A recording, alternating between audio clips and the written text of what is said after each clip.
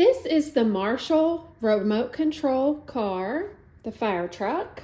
It is has two pieces. It has your fire truck here, and then it has a ladder that can go up. So your kid can play and have adventures with Marshall and the other pups from Paw Patrol. It's super easy. All it is two buttons so that it either can go forward or you can turn it and it can spin around.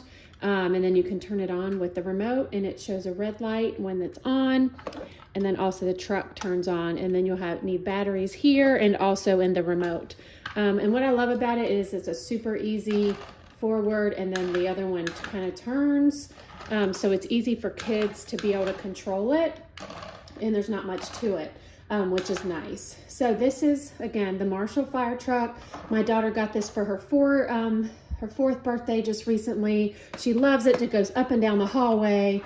So next I'm going to show you how easy it is for her to use.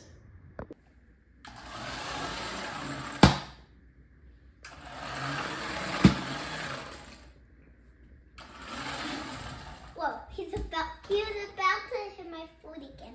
Watch out.